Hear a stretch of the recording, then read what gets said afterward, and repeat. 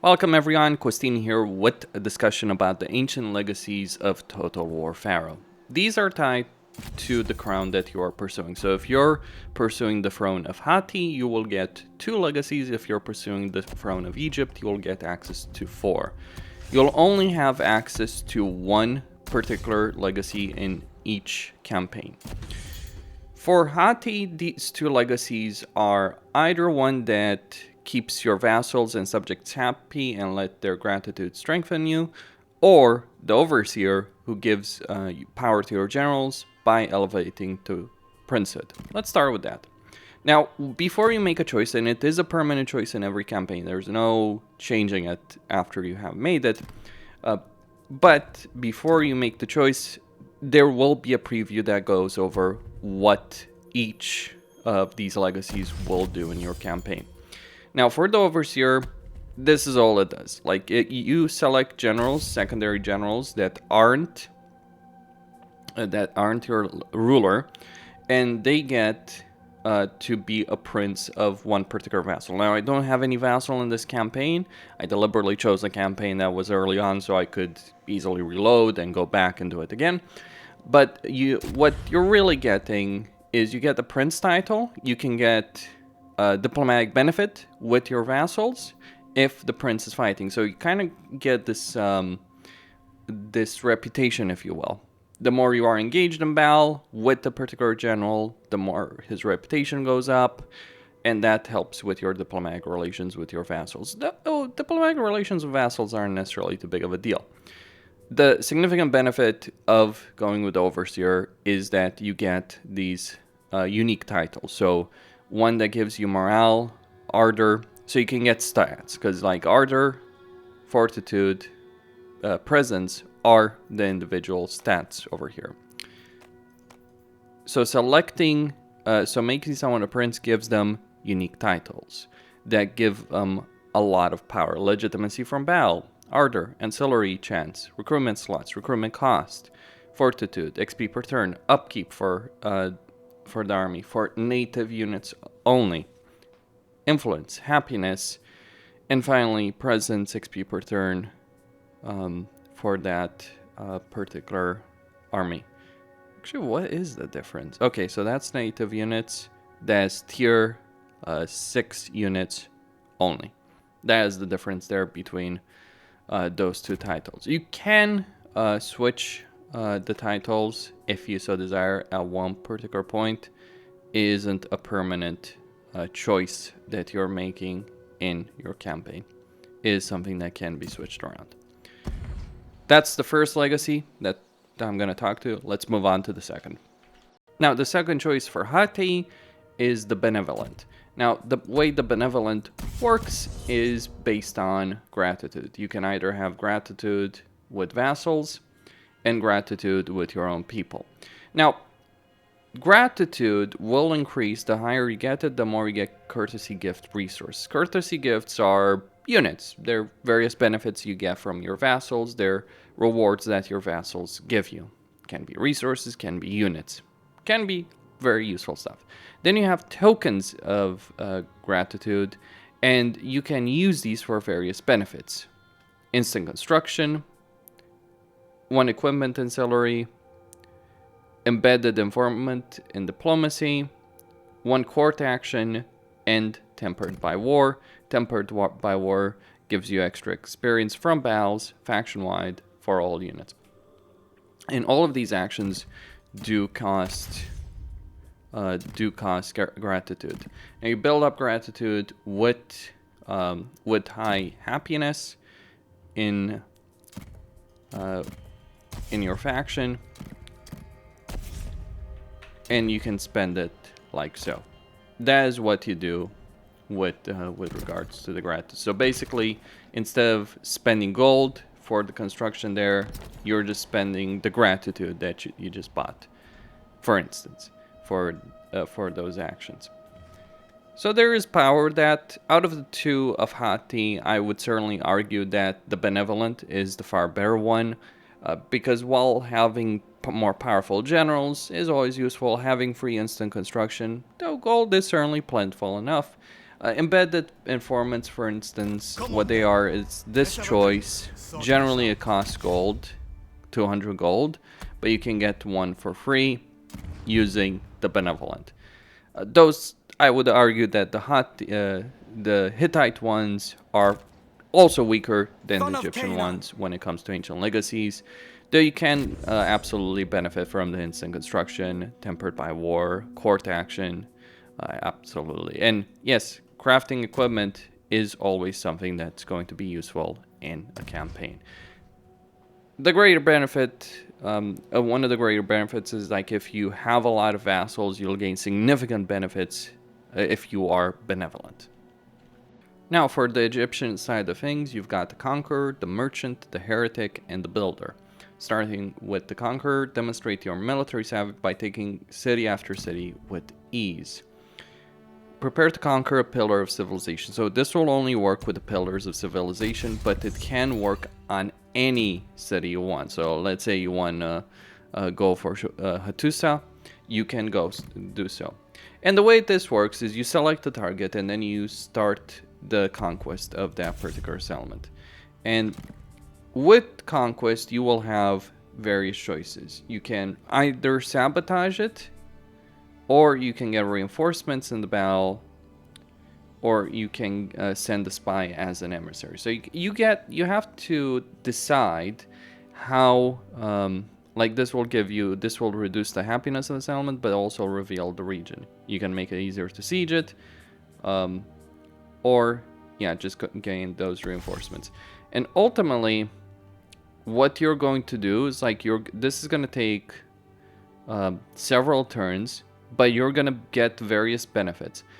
And what it ultimately boils down to is like you can either get a ton of resources over here, in this case stone and bronze, or you can get a bunch of units as reinforcements to help you out in the battle. Depends on how you want to do it, but as benefit, you start with one, you move to the next, and you just do this again and again and again. The native support are the units that would be available as native units in that particular location. That's the Conqueror. Moving on to the Merchant. The Merchant is basically the caravan system for Cathay, though it does work in a different way. Now, it will take on resources that you're producing in your capital. So whatever your capital is producing, is capable of producing, that is generally what it will take with it, though it might also be some other things as well. But you take on, like in this case though, the only thing, like I'm producing some wood, I'm producing wood and food. And you select a target settlement and you look at what they're offering, the items that they're offering, and what they value. So what you want to do is you want to fill up your caravan with the kind of items that they might be interested in valuing. So over here, while it's not a perfect match for what they're interested in, you can clearly see that they want food. That is one of the things that they're after. Now you can send items, you can send ancillaries, or you can just fill up with different types of resources, though this will be resources you're spending from the campaign map. And you send the caravan over. Once it arrives at its destination, you'll be able to sell these and buy the various items that are available over there. Now, at that point, you can come back with the caravan. There are provincial effects that can, say, give you a construction cost reduction for buildings. You can get a lot of stone, you can get gold, you can get food. It's a way to actually trade resources, especially resources that you may not need. Though you are limited by the resources that are produced in your initial province. That is a limitation. But you could take some of the initial resources that you have, send those over, trade them for something else, and just keep trading. Like you can go on a journey, like for instance over here from Damascus, I could go all the way to Punt.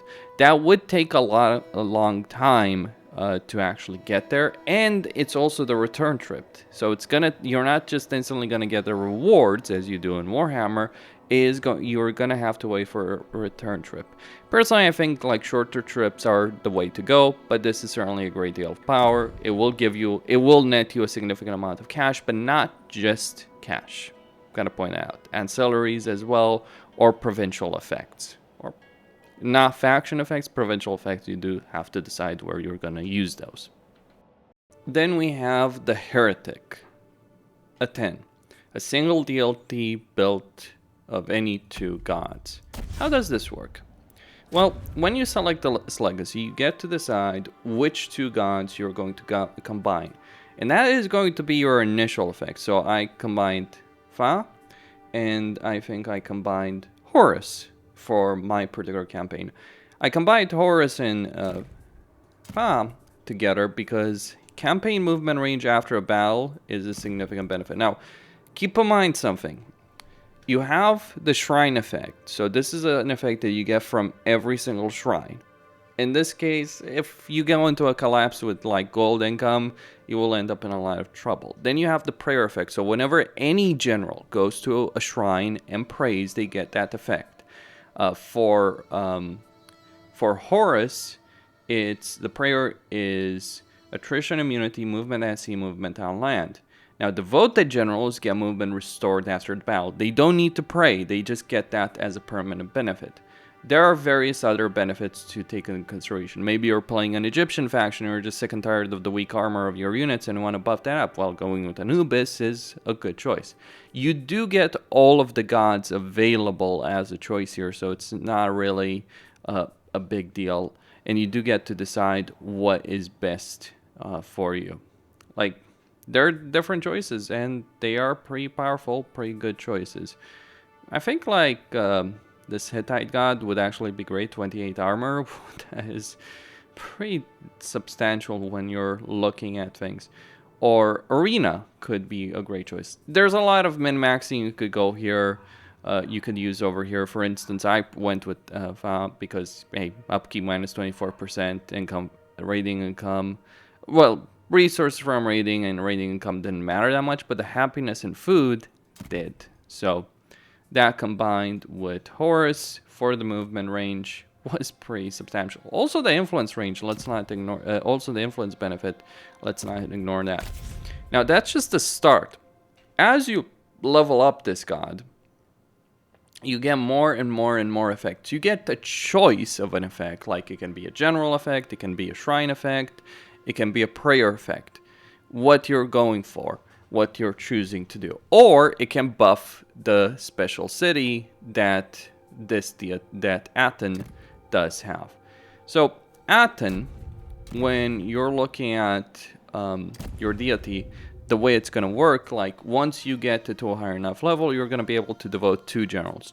The other gods only have 1, but because you're worshiping 2 different gods basically at the same time, you get the ability of putting 2 generals. It was 1 general less, but the effect overall ends up paying for itself. Now, there's another benefit, though I'm not necessarily able to show it over here, but there is a city down in the Nile that belongs to Aten. It's a ruined city. Not quite sure. It is a bit south, isn't it? Maybe even. Either way, it doesn't matter. I can't see it anyway. But there is a city in the Nile. There's nothing necessarily special. It does have a landmark. It does have some unique commandments. It can generate a lot of food, but it's just a regular city. The crucial thing about this city is not the landmarks or the food or anything like that. The crucial thing is it can generate more points of civilization than any other city, because generally the cities that generate civilization, they do so through the main settlement building. Well, that city has a landmark that also generates extra civilization points, and the fact that you have an extra city that's generating up to 50 civilization just from the main building alone means that you can maintain a civilization state higher than you normally would. That can be a significant benefit because the sea people and nomads become stronger the worse the civilization is. So if you're facing them when you're in collapse, that is going to make them far stronger to deal with. Not in terms of the number of armies, that you're still going to face the same number of armies, but rather in terms of like the strengths of each of those armies, because they can be fairly easy to deal with, but they aren't necessarily so easy to deal with when they are in a collapse. Also, by the way, Ursu can also benefit from collapse, though that is a bit of a tricky affair to manage. But Anton can be pretty powerful, though not recommended to go for if you're Canaanite, because that city is pretty damn far away. Finally, we have the Builder. Now, what the Builder does is that you have 5 monuments that you can build. These are built in outposts. They're not built in a settlement, they're built in an outpost. You can put a garrison to defend them, but you have to be Egyptian, and you can either build a Great Pyramid, the Great Gardens, Colossal Statues, the Black Obelisk, or the Mortuary Temple. You can build all of them. But you do need to own the settlement, so one of the problems you're going to have is to actually gain control of the settlement, so in order to be able to build these. So they can add some significant benefits, and you can see all of the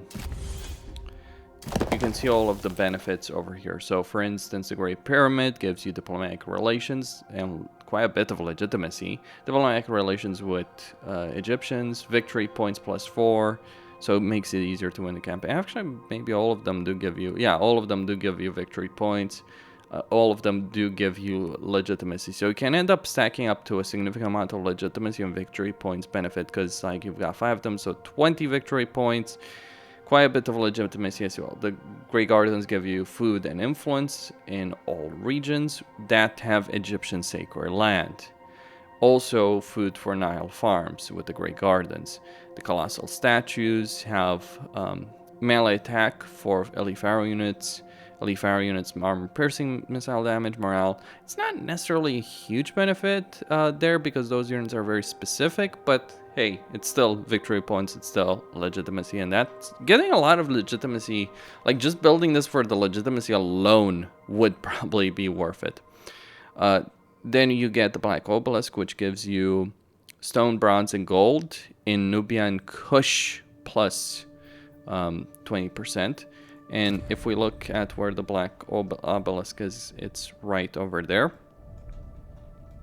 Just, it's not that far south, so it's like if you're playing a campaign as Amon-Mes or maybe Seti, or Tastret even, maybe Tastret would be in the best position to take advantage of that, because it would obviously stack with her own benefits.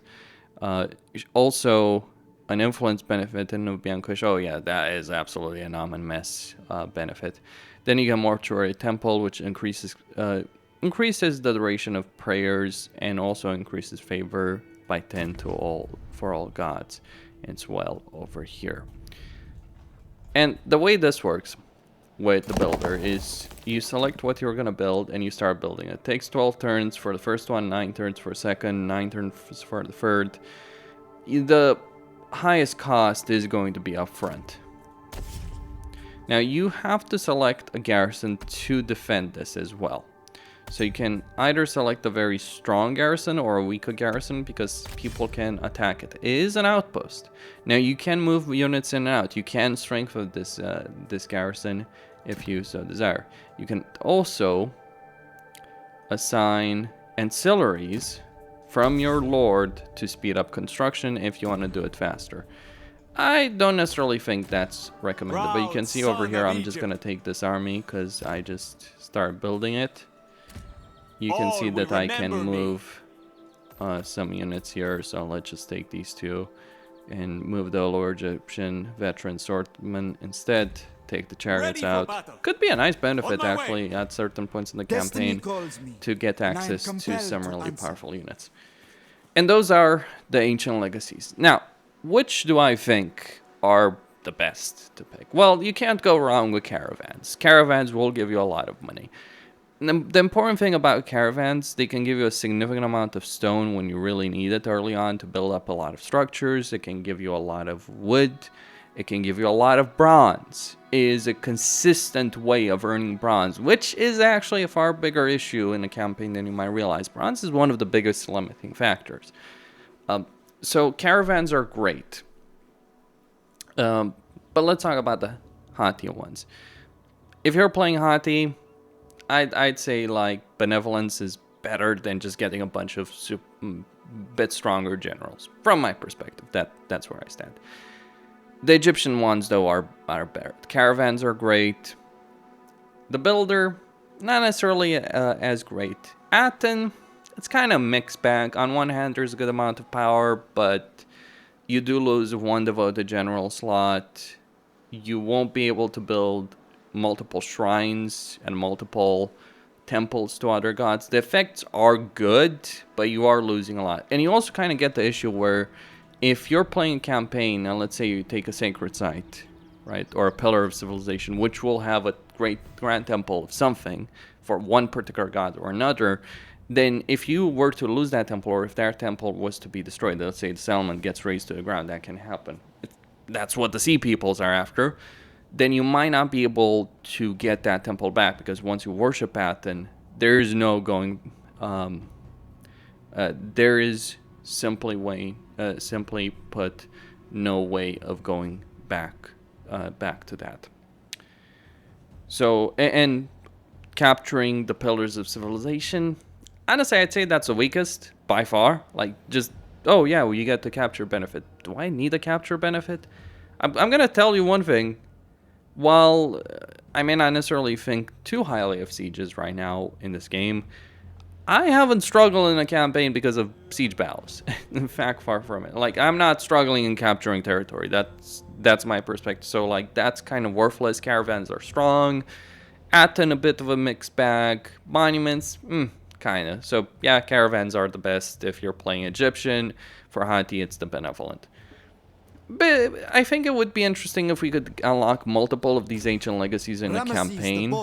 If we met certain conditions, that would certainly give us a lot of power. But hey, scalability for the end game, instead of just, you know, doing the same legacy again and again, and also having a limit to what we can do with it anyway. But it is a way to customize a campaign in a sense. And I think like what they're doing with Pharaoh is to push hard on, hey, play however you want. Next up, I'll be talking about the campaign customization. Costin here, signing out. Don't forget to subscribe, like, and enable notifications, and stay tuned for more.